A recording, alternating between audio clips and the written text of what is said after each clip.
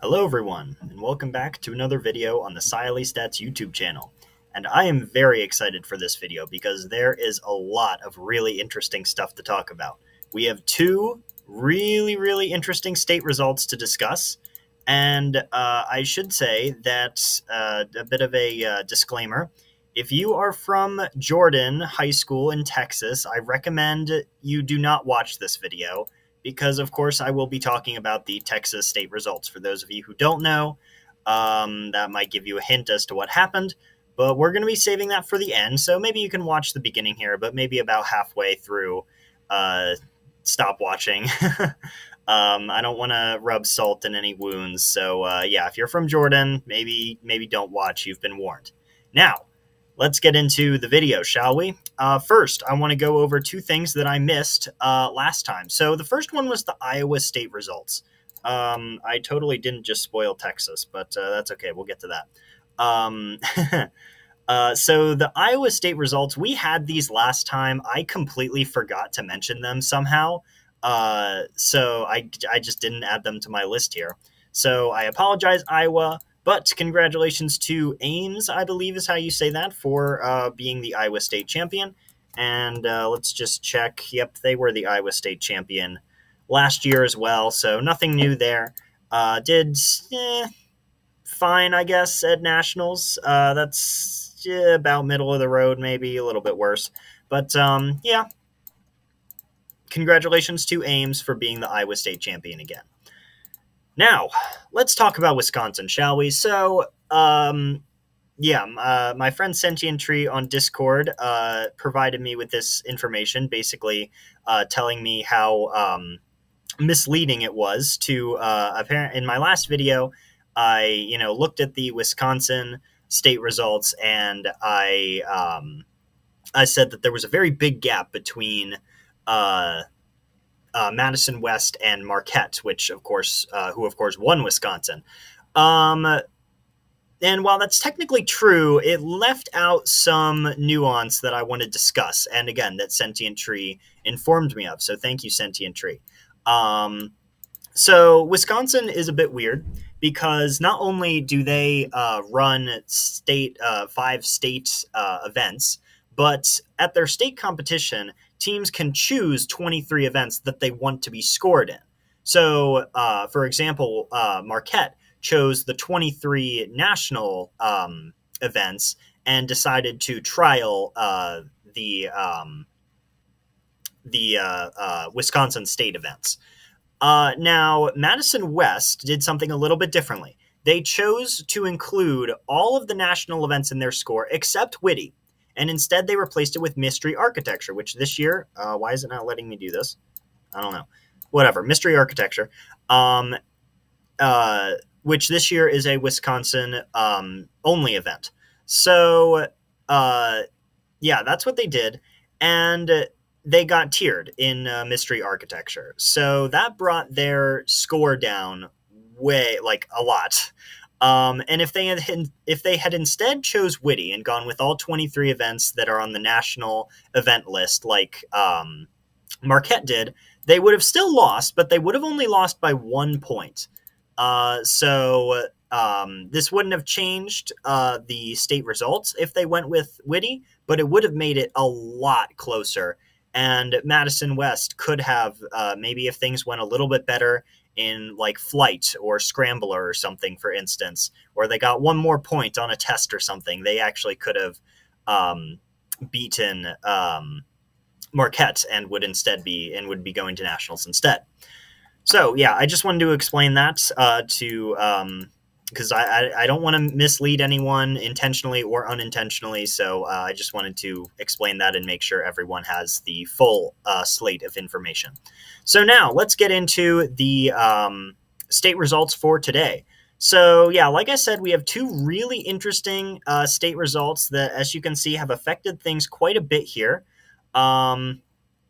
But I'm going to be talking about that later. I'm going to pull a classic YouTube and save those for later. And we're going to be talking about the smaller states first. So let's start with Connecticut, shall we? So Connecticut's Southwinster, again, this is the Connecticut state champion from last year, has won Connecticut again. So congratulations, Southwinster.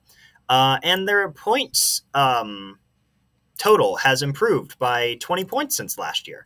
So again, another congratulations to Southwinster for not only being the Connecticut state champion, but improving so much. I think that's all there is to discuss here. Not really anything super interesting. Maybe some of these other teams, improved, but I didn't look at them. I apologize, Glastonbury and Hopkins School, but I didn't look into that. So, all right, next we're going to move on to, I believe this is Montana MT. Here it is. So, Hamilton, congratulations to Hamilton for being the Montana state champion. And let me just check real quick to see if you were the state champion last year. The name sounds familiar, so I think you were. Yes, you were. So congratulations again. Didn't do very well at Nationals. Maybe this year will be better. Who knows? But yeah, another thing about Montana, they only ran 14 events. So these scores, like 76 might seem like a decently low score for states. I mean, for a small state like Montana, maybe not. But they only ran 14 events, which is, I think, actually a lower number of events than were run during the online year where they didn't run build events. So, I'm not really sure what happened at the Montana state tournament that they couldn't run so many events. But anyway, congratulations, Hamilton, for being the Montana state champion. All right, so I'm going to start with what I have deemed to be the slightly less interesting one. Honestly, this it was really hard to decide which of these was more interesting. I think Texas just has a little more drama, I'm going to call it. But let's talk about Illinois first. So Illinois, you'll notice Nutrier won. Nutrier won Illinois. Nutrier is the Illinois state champion. Not only did they win, but they won on a tiebreaker. Not only that, but they won the tiebreaker with the national champion. They beat the national champion at their state competition, which is incredible because if you remember from before, I had Nutrier in 14th, which signifies one of the biggest movements of a team due to one tournament. And that's since I moved CV up from I had them in the keep an eye on category. I moved them out of, in the, what did I call that section? In the hunt? That's what the NFL calls it, I think. What did I call that? In pursuit. I moved them out of In Pursuit and into Keep an Eye On after their horrific performance at MIT. And then they did amazingly at Solon, and I moved them all the way back into in the hunt. So yeah, moving from 14th to 11th, that is some major improvement for Nutrier. And I remember in my last video, I assessed Nutrier's position at 14th because I was like, yeah, that's a little low. I don't know if I want to keep them that low. They're a really good team. But after looking at it, I was like, yeah, they really don't have too many good tournament performances, especially not recently. But, this just completely flips that on its head, right? Nutrier not only beating their in-state rival Stevenson, but beating the national champion. Again, just insane. Now, I should say, yeah, so let's read through this. So there are some nuances here. Obviously, they tied, right? Nutrier won the tiebreaker. And the reason that they tied is because Nutrier, they got a lot of firsts. Let's see if I have the number here. So Nutrier got way more firsts than Adlai Stevenson. They got 10 firsts to Stevenson's 4. However, Nutrier got 10th in 3 events, and Stevenson got 12th in 1, but then their second lowest placing was 8th, and they only had 1 placing. So their lowest 2 events were 12th and 8th, and then the rest were like just kind of in the 4 to 5 to 3 range placing-wise. So in summary, Nutrier bombed way more events, but because they earned more firsts, they not only tied with Stevenson, but won the tiebreaker, because in most tournaments, most states, we'll get to Texas, in most states, it is the number of first places that wins the tiebreaker. So, I just thought that was some interesting nuance there. And then I asked Sentient Tree how often the national champion gets beat at their state competition. And he provided me with a list here. So again, thank you, Sentient Tree. Obviously, that's not this year. So Solon beat Mason twice. Mason was the national champion in 2021 and 2022. Solon beat them in both of the following state competitions. Then again, Solon beat the national champion, Centerville, which is amazing to think of Centerville as the national champion at some point. Then Centerville had their, I guess it was Solon that got their revenge. Maybe I should be starting back here, but whatever. Yeah, Centerville beat Solon in 1999. Forest Hill Central beat Grand Haven in 1998. B. Reed Henderson beat Harriton, which, by the way, this team, I've never heard of this team before Sentient Tree sent me that team name. So yeah, just to show you like how much Pennsylvania Science Olympiad has changed. And I guess Harriton's still here. I mean, Harriton's still kicking, obviously. So why every time I click this, it like teleports me to the bottom. That's weird. Whatever. But yeah, Pennsylvania Science Olympiad has changed quite a bit. Anyway, yeah, they beat Harriton in 1996, and Harriton was the national champion. Pioneer beat Grand Haven in 1994, with Grand Haven being the previous national champion. Stroudsburg beat Hartford in Harvard 4. Wait, what? Yeah, okay, whatever. You know what I'm trying to say. In 1989, and Eisenhower beat Seaholm in 1987. So, as you can see, it's not unheard of for this to happen, but it is decently rare. I'm not sure when the first national competition was, but I think it was in the mid-'80s, so it looks like maybe 20% of the time or so, the national champion gets beat at their state competition. So it's not super rare, but it is out of the ordinary, I'd say, for this to happen. And again, on a tiebreaker is just insane. And I think the thing that makes this really insane is that I was like clowning on Nutrier in my last video. I was like, yeah, Nutrier, they haven't really performed well at any recent tournaments here. And I mean, just here recently, relatively, I guess, this was in February, Stevenson beat Nutrier. I think both of these teams were super scored. So comparing the super scores, super scoring is weird sometimes. But I mean, this is a decently large gap there. And then Loyola, they looked okay. I mean, Marquette still beat them. Super scored, though, they did pretty well.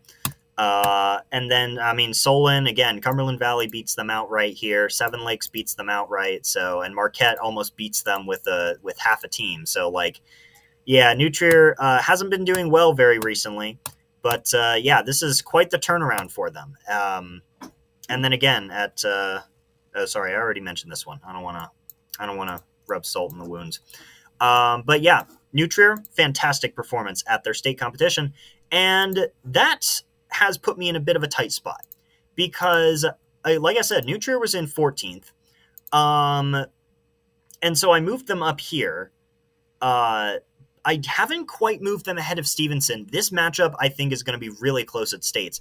I mean, again, obviously, they got into a tie with Stevenson at states. So, like, if things went a little bit better for Stevenson in one event, they could have beat Nutrier here. But, so it's really tough to say which of these teams would win at nationals or beat the other at nationals. But I'm going to keep Stevenson ahead for now, just because, again, I just can't overlook Nutrier's poor performances at these recent tournaments. I know I keep harping on that, but I mean, their Northwest performance really was not very good. And then I think there was Solon then as well. Just was not very good. And I say recent, again, these are in February, which are some of the more recent invitationals that we have to go off of. But I mean, so that's kind of put me in a tough spot because I want to take Stevenson out of the top 10. But I don't necessarily want to put Harriton into the top 10 because, again, Harriton hasn't been performing very well at recent tournaments either. I mean, MIT, they did fantastically. Battle at Valley Forge, this was their B team.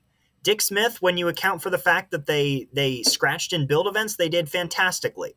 But then if you look at their recent tournaments, this, again, they competed as Pingus here, so I'm not going to count that against them. But, I mean, it's Soup. They did, I mean, not terribly, I guess, but just not very great here. And then also, oh, I guess it is just Soup. Right, their regionals.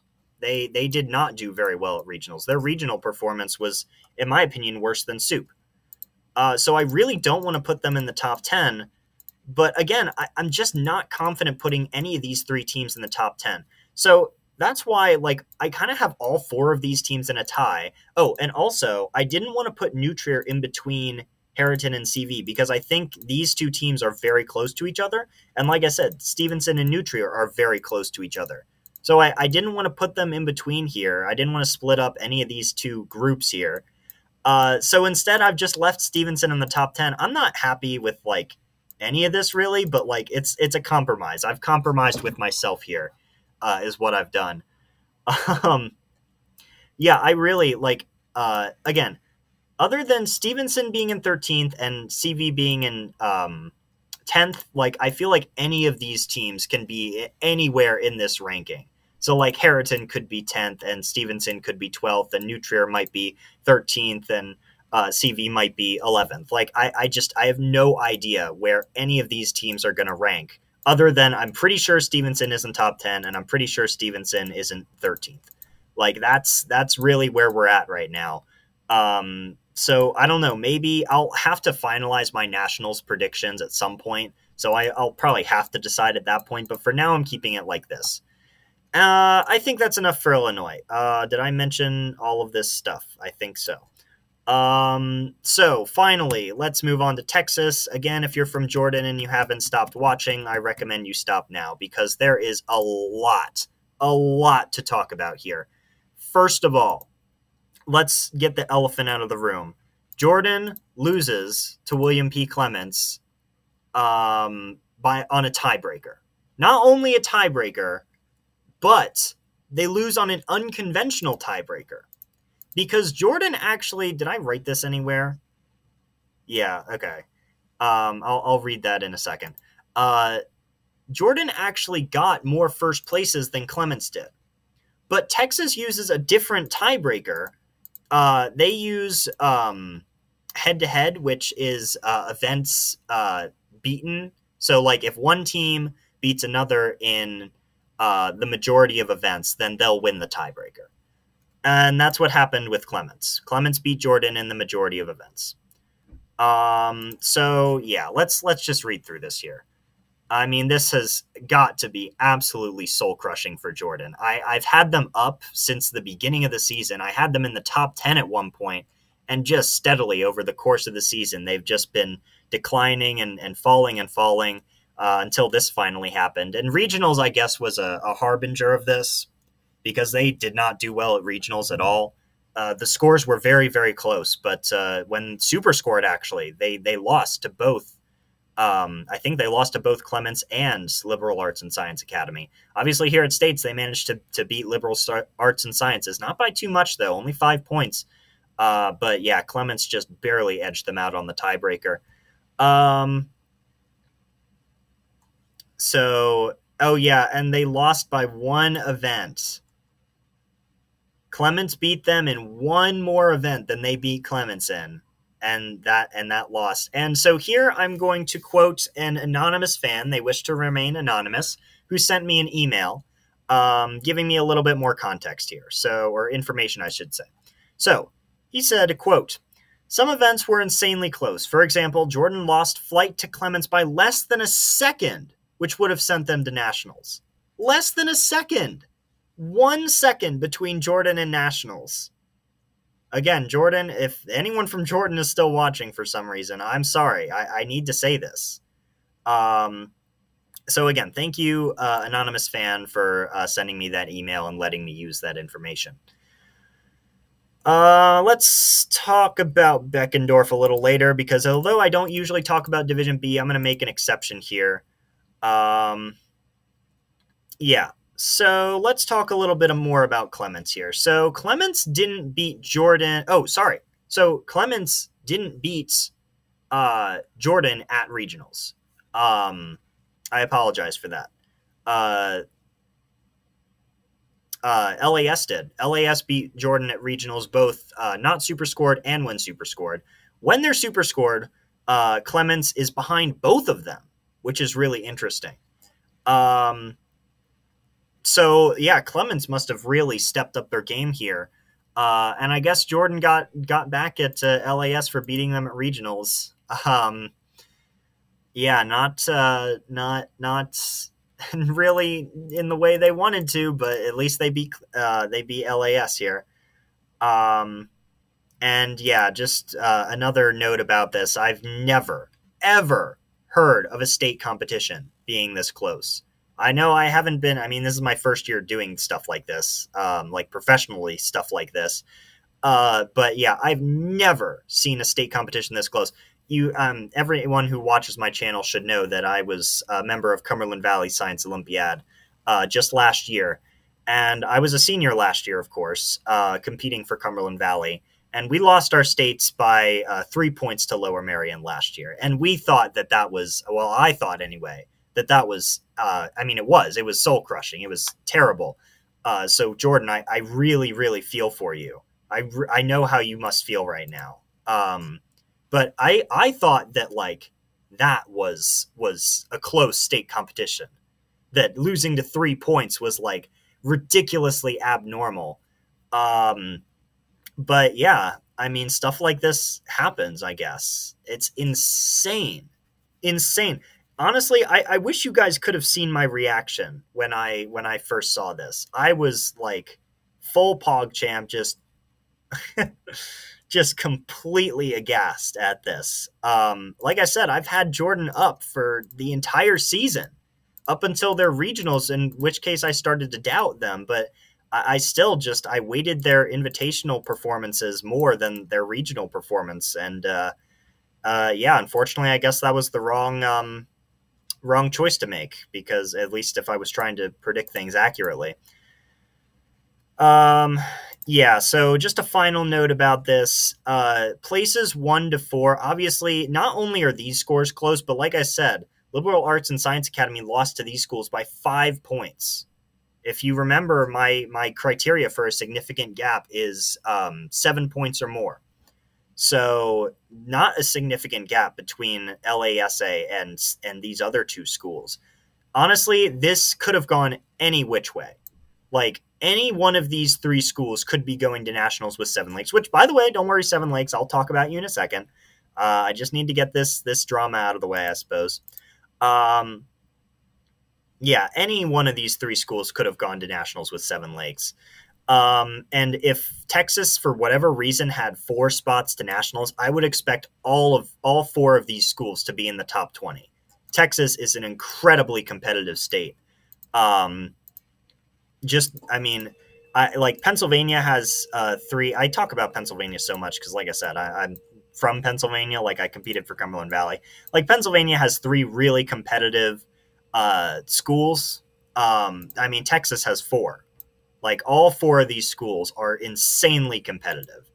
So again, I'm sorry to LASA and especially to Jordan. I know how you guys must feel. Again, especially Jordan, losing to Clements on a tiebreaker. Absolutely insane.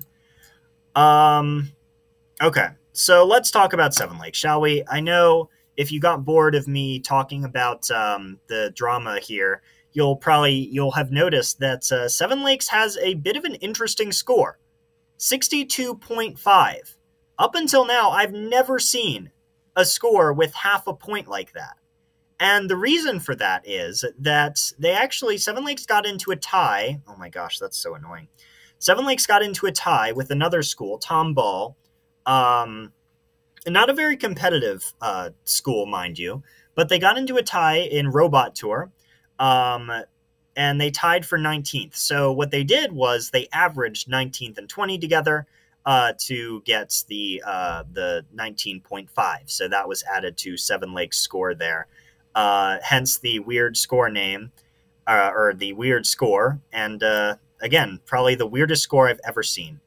And just one last note about Seven Lakes. They are, this score is, again, 5.5 points lower than last year. So a little bit worse, not too much worse, though. And if you look over here, I did move them behind Monte Vista for that, but that's only because Monte Vista had an extremely strong state performance. Here we go. You can see, like, after their kind of lackluster regionals, they absolutely dominated both of these two schools, winning by almost 20 points against Castro Valley and exactly 20 points against Mountain View. So, again, extremely, extremely strong state performance from Monte Vista. I mean, Boxborough had a really strong state performance too, so I think I'll keep it like this for now. Yeah, just really strong from Monte Vista. And again, Seven Lakes, you still a very, very strong state performance here. But if you look at what's the, again, this is a slightly worse state performance than last year. If you look at what their state performance last year got them, it got them 8th. So this year, again, it doesn't really make sense to keep them in 4th with a lower state score. Again, I think their tournament performances are insanely good. In fact, MIT. Here we go. Seven Lakes actually got 2nd at MIT. I guess that makes sense, though. I thought they got 3rd for some reason. But yeah, Seven Lakes got 2nd at MIT. And if you look at it, Mountain View I've put ahead for reasons that I've just explained. Boxborough I've put ahead because Boxborough was unstacked at MIT. And Solon I've put ahead because Solon wasn't at MIT. So if you account for all of those, Seven Lakes getting 2nd at MIT makes a lot of sense. So I'm comfortable with the 5th place here. Seven Lakes, I'm not sure if you're comfortable with it, though. I'm not sure if that's where you want to be. It's still very, very good. Don't get me wrong. Yeah, I'm not sure if you want a better score than that or not. But that's where I'm going to put you for now. So one last note about Texas. I mentioned earlier that I don't talk about Division B a lot unless it is very interesting. And in this case, it is. So Basis Cedar Park beats the longtime Division B Texas champion Beckendorf by 12 points. Not a small gap. And the anonymous fan I cited earlier said that Basis Cedar Park didn't even exist as a team last year. So if that's true, they went from not existing to beating Beckendorf, which is insane. I don't even know how that's possible. That might, honestly, what's the most impressive state result we have so far here? Most impressive, not interesting. Not most interesting. I mean, New Trier's is pretty strong. Again, Monte Vista's is strong. Boxborough's is strong. Iolani is strong. Syosset as well. That's a very impressive score, Syosset.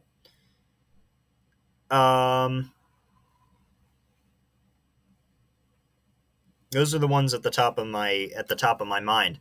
But yeah, I mean, this has got to eclipse all of them. Again, if this is true, if Basis Cedar Park really didn't even exist last year, then that is just an incredible, incredible performance for them.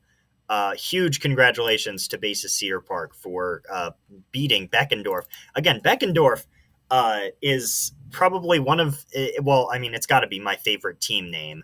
Other than maybe Iolani. Iolani's really cool too. But Beckendorf, I mean, that just sounds like, you know, something out of a Tolkien novel or something. But yeah, Basis Cedar Park, congratulations. So, oh yes, and I suppose there is one more thing to mention. Unfortunately, like I said, since Jordan did not make it to Nationals, I've had to replace them on here. And I've brought Clements down because of their kind of lackluster invitational performances here. You can see not the greatest. I'm running out of time, though. So I'm going to end it here. Thank you very much for watching. I hope you found this interesting, and have a fantastic day.